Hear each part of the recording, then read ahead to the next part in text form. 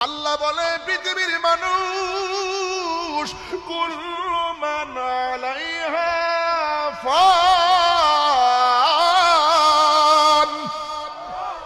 সব ধ্বংস হবে। আসমান থেকে তারকা খুলে পড়ে যাবে, আসমান থেকে সূর্য খুলে পড়ে যাবে, আসমান থেকে তারকা খুলে পড়ে যাবে। শুধুমাত্র তাই নয়, দুনিয়ার জমিনে যত নদী আছে ওয়াল বিহারু ফুজ্জিরাত, ওই নদীর ভিতর থেকে সুনামি শুরু হয়ে যাবে। সুনামি বুঝতে চাইলে ওই আপনার মোবাইলের মধ্যে একটা চার্জ দিবেন, জাপানের সুনামি দেখবেন। অশান্ত শান্ত জমিনের শান্ত নদীটা অশান্ত হয়ে যায় হঠাৎ করে, এটার নাম হলো সুনামি।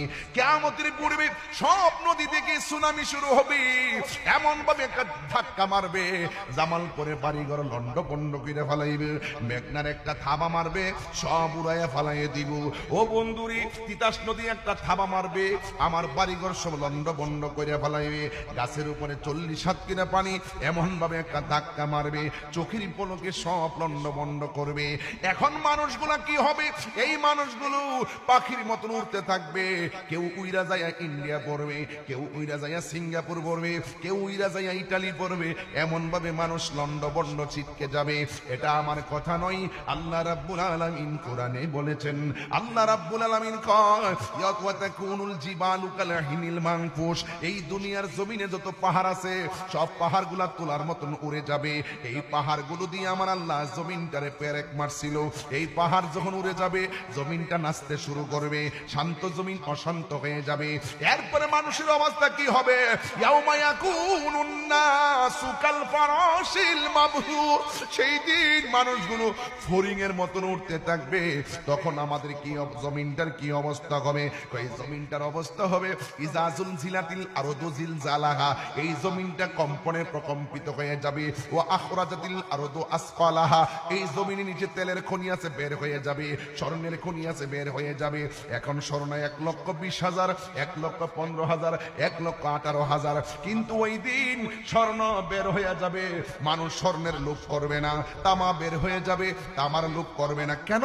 একটাই কারণ, ওয়াকালাল ইনসানু মালাহা, মানুষ বলবে কি হইল, আসমানটা খুলে পড়লো কেন, জমিনটা কাঁপতেছে কেন? আল্লাহর হাবিব বলেন এই জমিনটা এমন ভাবে কাঁপবে, ওই সময় কোন মহিলা 3 মাসের গর্ভবতী থাকবে, কোন মহিলা 8 মাসের গর্ভবতী থাকবে, কোন মহিলা 4 মাসের গর্ভবতী থাকবে। জমিনটা এমন ভাবে কাঁপবে,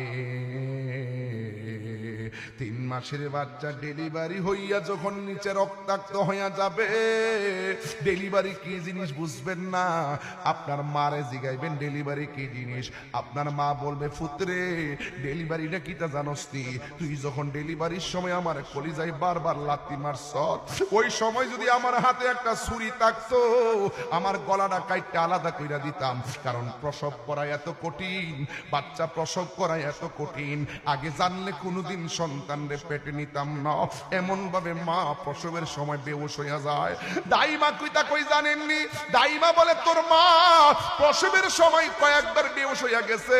দেখবেন যারা সিজার করে পেটটা কাটার পরে বাচ্চাটারা আলাদা রুমে নেয় না, রক্ত সহকারে মাটার বুকের মধ্যে বাচ্চাটারে দিয়া দেয়। ডেলিভারি নর্মাল যারা ডেলিভারি হয় বাচ্চারা বের করার পরে মার বুকের মধ্যে দিয়া দেয়। কারণ ডাক্তাররা বলছে এই পৃথিবীর ভিতরে যতটুকু ব্যথা হইলে মানুষ মারা যায়, এর চাইতে কয়েক গুণ বেশি ব্যথা হয় মার প্রসবের সময়।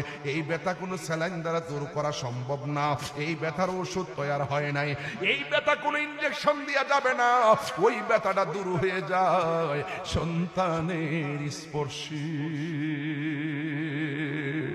নিঃস্বার্থে ভালোবাসে শুধু আমার মা, ববে যার তুলনা নাই।